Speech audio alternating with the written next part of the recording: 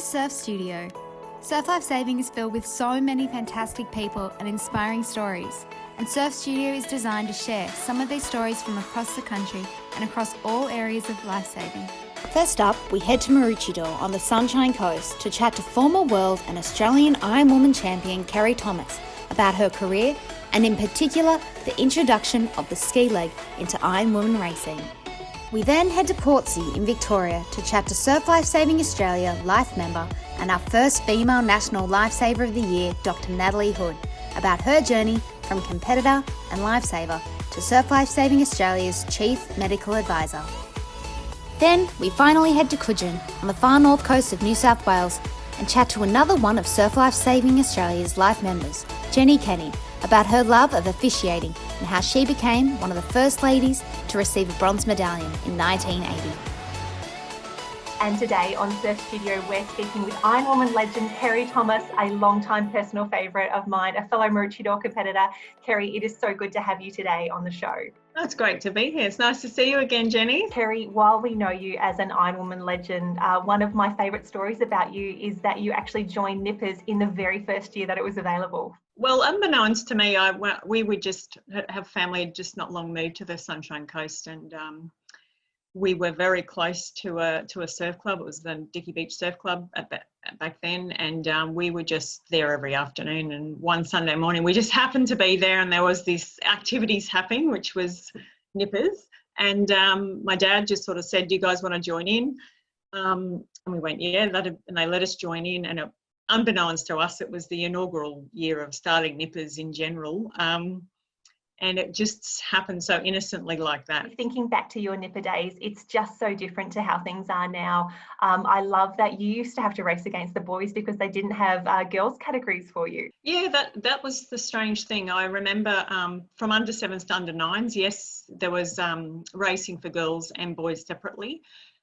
When you got to the under sort of 10s, I think it was back then, under 13s, you still had your girls category, but if you wanted to make a state team and actually go away, there wasn't actually a designated area for girls. So there wasn't like, a girls section. It was like if you were going to make a team, you had to race against the boys. I made that first team. I was only 10 at the time, and it sort of didn't dawn on me until it happened. I turned up to the tent, and there's just a tent full of boys, and I thought, oh no, I don't think I can do this. So it was an interesting time, and I think, as history says, I think I was the only girl that ever made it for those 4 Nipper years. Kerri, when we look back over your career, I do love that you have been involved in so many firsts. You joined Nippers in the first year that it was available. You won the last Australian Ironwoman title when it was just board and ski, and then the very next year you took out the first Australian Ironwoman title when it was board, swim and ski. Yes, it was. And I sometimes I look back and think, because when I first went into seniors even, there wasn't an Ironwoman. There was just a swim race and a board race, and it was straight into open category. If you didn't want to race the opens, or your birthday hadn't worked out that you didn't have your bronze, you had to race against the under 15 boys. My goal was always to win this Australian title. And it's funny when you say that I had many firsts, because I probably should have won quite a few before I actually did, but there were the strangest things that would happen.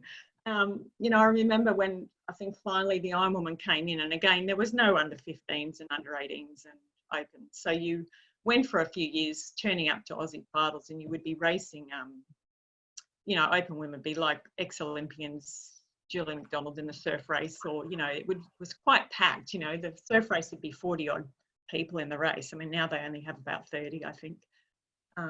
And same with the board racing was probably a little bit more fair, because you actually had to train on the board to be pretty good. You just couldn't come from a pool background. But yeah, there was about 4 years of that happening, and then finally they brought in the Ironwoman, and again it was just straight into open competition. There was probably about 2 or 3 races that I possibly should have won, but these random things would just happen, and I often look back now and think, did those things happen to keep me going, to make sure that the sport eventually did get the ski leg in, and I was kind of proactive in supporting that happening.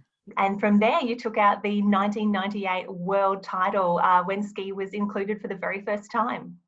Yes, it was. It was strange to me too, because my first ever world titles that I went to, I think was 94, actually had a ski race in it. And I was part of the Maroochydore team that went across to race in that. And I remember the management saying, "You're going to have to paddle the ski, Kerri." I was like, "Oh, great, thanks very much for that." So that was sort of, again, something that I was just sort of thrusted into. It wasn't something I kind of, said, "Oh, I really want to make this happen." It was just sort of something I fell into. And then I actually quite enjoyed it, because if you've paddled the board for quite a number of years, it's the most uncomfortable position to be in, to be honest. Strangely enough, the first world titles I went to, the surf was massive. There was like 3 breaks and it was huge. And I remember standing on the beach thinking, I'd only had probably about 9-12 months on and off experience with it, because you were still making sure your swim and your board training was the priority at that stage. And I remember standing on the beach thinking, "Oh my God, how am I going to negotiate this?"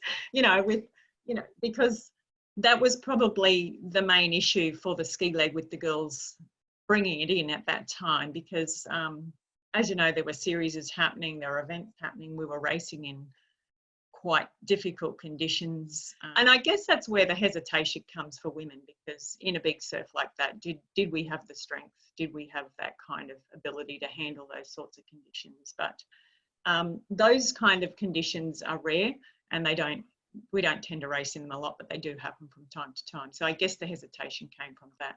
But I think when you look at it now, and I'd look at the girls and how great they are on it, and we've got ski relays, we just never had any of that. We never had a surf team. I think one of the latter stages of my career, I won a surf team with you, Jenny, which was great, because it was that camaraderie that was really lacking in the women's side of the sport, which eventually came, which was fantastic. So yeah, I suppose my career was I was a little bit, not that I think I went for it, but I kind of was in that era of paving the way for modernising the sport for women in lifesaving. Yeah.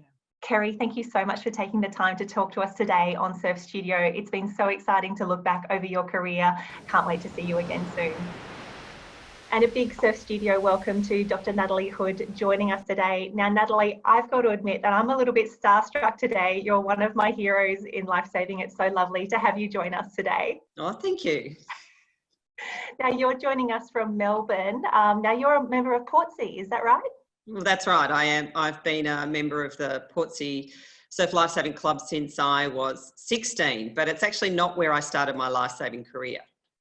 So tell me more about your journey through Nippers and Cadet. Well, I started in Nippers back in 1977, which is a bit of a strange date really, but down here in Victoria, we've got an unusual situation where we had Royal Lifesaving Clubs, who are now all affiliated with Surf Lifesaving Australia. But back in the 70s, when I joined as a 10-year-old, they had women in equal numbers of women and men in lifesaving, and my lifesaving club at the bottom of my street where I lived in Melbourne was the Mentone Lifesaving Club. So I joined there as a 10-year-old and competed as, we didn't call them nippers, we called them juniors, but I competed there from the age of 10 and loved it and was hooked as a nipper, and did my nipper awards, and then I did my Royal Lifesaving Patrol Awards and was patrolling, driving IRBs down at my local beach, which was Mentone. And then at the age of 16 in 1983, I joined the Portsea Surf Lifesaving Club and did my surf awards. Was it the surf sports and the competitive side of lifesaving that originally, piqued your interest? Yes, definitely, because I loved competition. I used to go to all the lifesaving carnivals as a nipper, as a sort of 10, 11, 12-year-old, right up to 18, 19. I was still competing in the Royal competitions, which had swimming, board paddling, iron. Down here in Victoria, it was very much a beach focus, not so much a pool focus. So we did a lot of pool competitions as well. So I did pool competitions, which I loved in the winter, and I did the beach competitions, which I loved in the summer. You must have been so busy during those times with, study and home life, but so much sporting as well.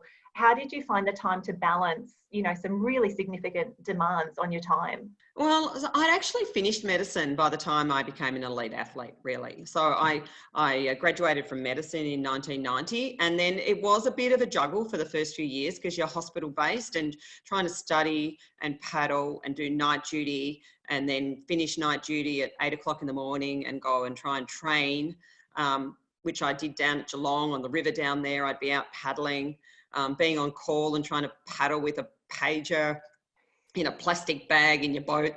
In those days, there was no mobile phones or anything. I can't talk competition without mentioning your Olympic prowess as well, 96 Olympics. Tell us more about that with your sprint kayaking. So I got into kayaking through the Lifesaving Club. There were some women in the Lifesaving Club. When I was about 13, I went to my first kayak competitions, and these older women who, were probably in their mid-20s or 30, at the time, they took me along to the kayak races, and I did some kayak marathon kayak races when I was about 13. And then I swapped over to paddling at the Lifesaving Carnival. So in the Royal, we had it wasn't exactly a surf ski, it was more like a wave rider that we used to paddle races on. And then, of course, the surf ski events in Surf Lifesaving. But in those early days, there wasn't any women's events. And so I used to race in the men's surf ski and double ski races at the carnivals. And then I swapped over to paddling kayaks.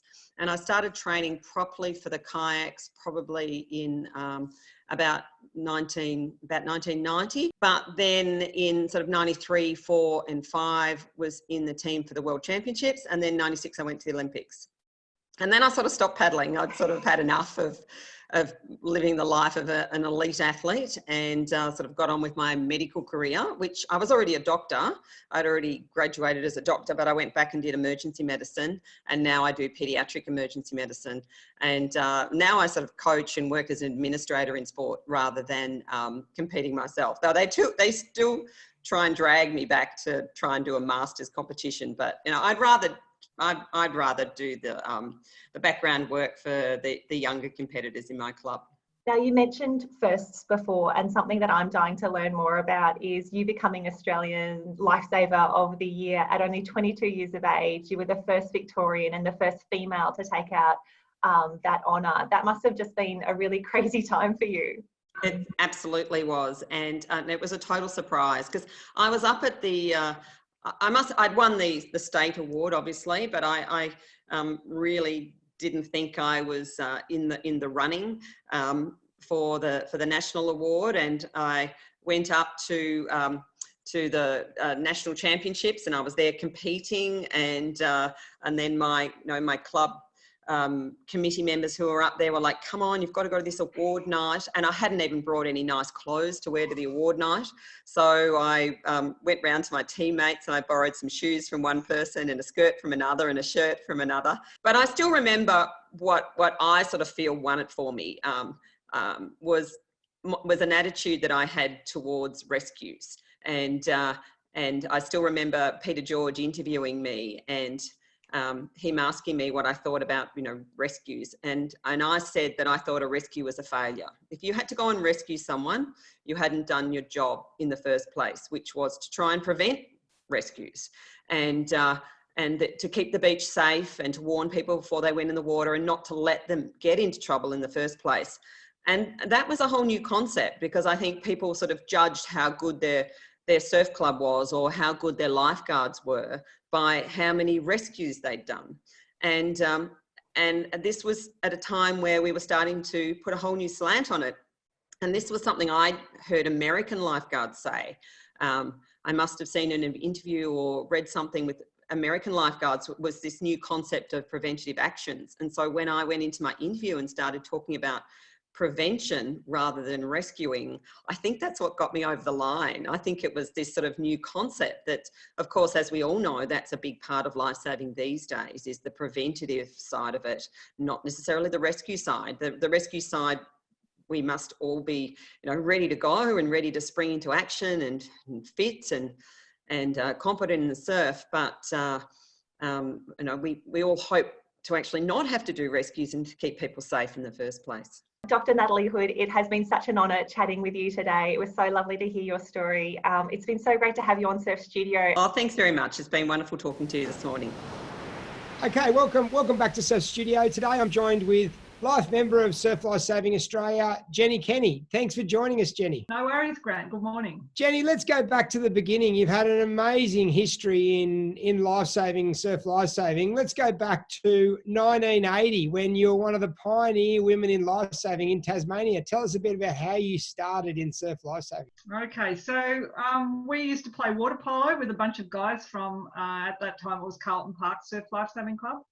And so they talked us into, going down to the beach on weekends, etc. And then when we heard about the us being able to do our bronze, we'd probably been hanging around the club for a couple of years.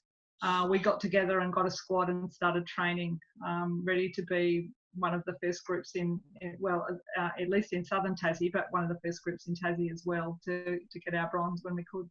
And what was it? Was it an all-female squad or was it a mix? It was, yeah. There was 5 of us, 5 girls in the squad. We all played water polo together. One of them was actually pregnant at the time, so it was sort of 6 girls in the squad.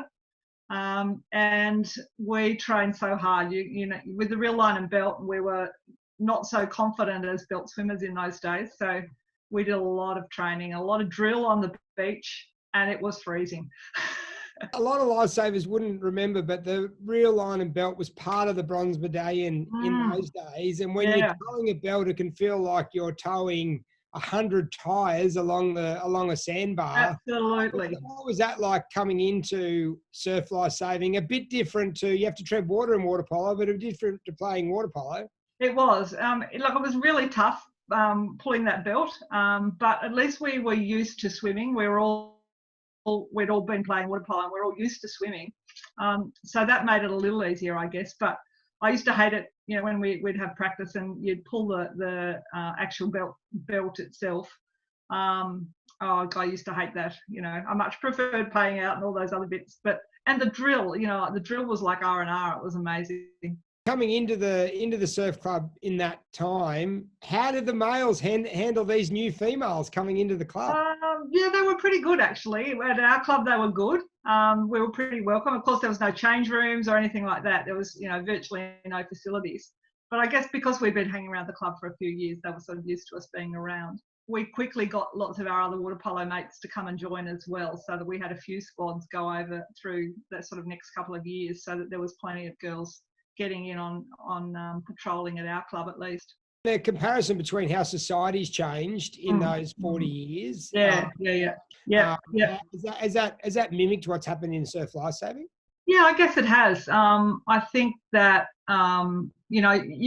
anybody can join surf lifesaving, and it's always since I joined, pretty much we were able to join surf lifesaving, but we weren't as encouraged to join. And nowadays, it's just accepted that we will go out and make certain that surf is representative of the community, and we're really welcoming to everybody. And I think that's probably the biggest thing that I've noticed. And you talk about everybody's encouraged to join surf lifesaving. You've had a long career in surf lifesaving as an administrator, an official, and a lifesaver, first and foremost. Mm-hmm.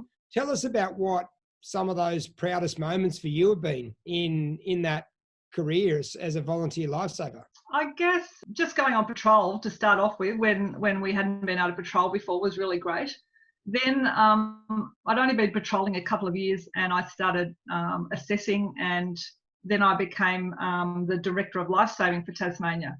I think taking on that Director of Lifesaving role just gave me such a great understanding of surf lifesaving. So, and I got to go all around the country and go to, represent and be on that committee, that national committee. That was one of my really proud moments. I think also I was on the manual review committee for a number of years, and so the training manual, so the old blue book. So I was really proud to sort of represent and one of the first ladies to do that. And then I guess after that, I guess my proudest moments would be as an official, when I've really got to get out there and take on some senior roles. both in Tassie, then New South Wales, and then at an Australian level as well. You mentioned officiating. It's obviously a very important role in surf lifesaving and one of your proudest moments in your career in lifesaving. You are always a calming influence on the beach to the competitors and the officials and administrators. What are some of your most proudest moments as a surf lifesaving official? Well, that's a really good question. I think any time when I can get a really good events going for competitors and give competitors a really good day of competition, fair and easy, and so that we're not really noticed, I think they're proud moments for me. And I've obviously, I've done some big events like the Aussies and the Interstates, Coolangatta Gold, those sorts of things. And it's always great when they're done well. But I think I just love every day on the beach where we get the events done well for the competitors, and where the competitors feel happy at the end of the day. So I think that's when I'm happy and I'm proud. Becoming a life member of Surf Lifesaving Australia late last year. What does that mean to you, and how does that make you feel becoming a life member, one of the first female life members of Surf Lifesaving Australia? Very proud.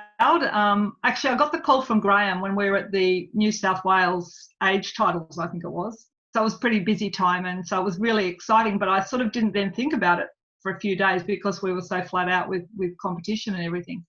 But I sort of think reflecting and thinking back about that, I was very proud, but I was also, I didn't really want to tell anybody except Paul, because I wanted the competition, the focus to be on the competition, not the focus on me. So, it's been a bit different. I think it's sort of just a nice recognition of the time that I've put in, but also I have to think, well, I've got a lot out of it. So it's a two-way thing. I've put time in, but I've certainly got a lot out of surf lifesaving. I think in that one sentence there, you've described, Jenny Kenny, you're in the middle of officiating a competition and you didn't want to tell anyone else because you wanted the focus to be on the competition and not you. And I think that's probably one of the reasons why you are such a admired person in surf lifesaving and a pioneer. Jenny, tell us what one favourite moment or memory was in surf lifesaving. Okay, so it's not favourite, but it's certainly memorable. I can still remember doing a surf race at Clifton Beach in Tasmania, which is our southernmost Australian beach as a surf lifesaver. And the water was so cold, we did backstroke around the cans because we didn't want to get our ice cream headache, and it was a cold one. So how's your backstroke go? How do you go at backstroke? I was not bad at backstroke, luckily. But any time it was that cold, I'd just get out the cans and I think, oh my God, girls, we're doing backstroke. So we go around the back and then we come back in and hit a few waves and go back to freestyle. Shows the difference. A lot of pool swimmers love swimming indoors because they've got a line on the top of the roof so they can tell where they're going in backstroke. There was no line on the top of the roof and it was probably 15 degrees. I know, but at least it means your head's not under. So, we'd be doing it with our head up too. If we were proper backstrokers, we would have had our head down, but we'd have our head up so that we didn't get too cold. Next time you're at a carnival at Mooloolaba, I want you to brief the athletes and say the water's a bit cold today. When you go around the cans, you have to turn around and do backstroke and see the reaction you get. Right, absolutely. I'll do that, Grant, just for you. Jenny Kenny, thank you for joining us on Surf Studio. Thanks for watching Surf Studio. We would encourage you to get in touch with us to send through ideas or stories for future episodes. Contact the team via our social media channels or email us at surfstudio@slsa.asn.au.